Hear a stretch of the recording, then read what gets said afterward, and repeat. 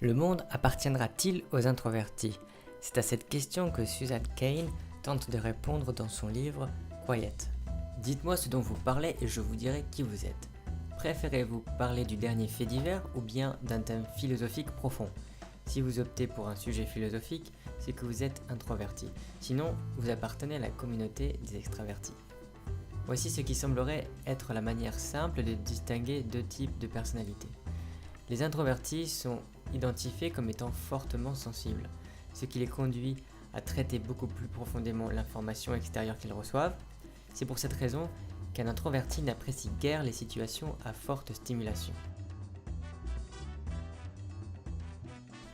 La culture occidentale met les extravertis sur un piédestal.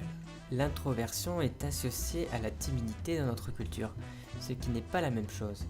La timidité, c'est la peur sociale d'être désapprouvé ou humilié.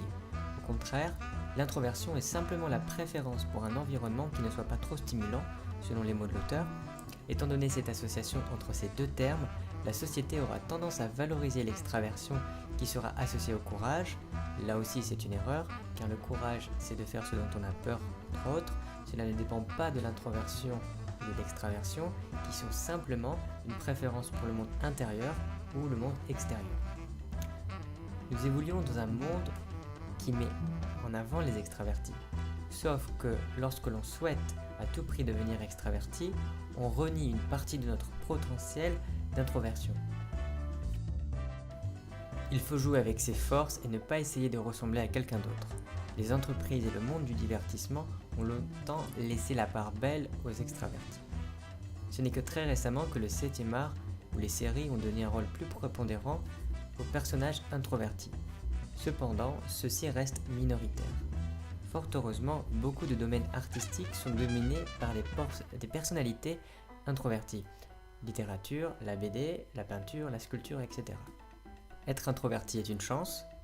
De par leur tempérament, les introvertis ont tendance à moins être sujets aux multitâches que les extravertis, ce qui leur permet de se concentrer davantage sur une seule chose à la fois. Ceci leur permet d'apprendre mieux que les extravertis et cela leur donne aussi une capacité à atteindre plus facilement l'état de flow, à savoir un niveau d'engagement et de travail très fort qui leur permet de faire abstraction d'eux-mêmes et d'être totalement plongés dans leurs tâches. Le flow est un état qui concilie à la fois haute productivité et une sensation de bien-être profond. C'est l'état psychologique de travail optimum selon le théoricien du concept du flow. D'autre part, il semblerait que l'introversion et l'extraversion soient héritées dans une proportion entre 40 et 50%, mais le reste est lié à l'environnement culturel et les différentes expériences vécues.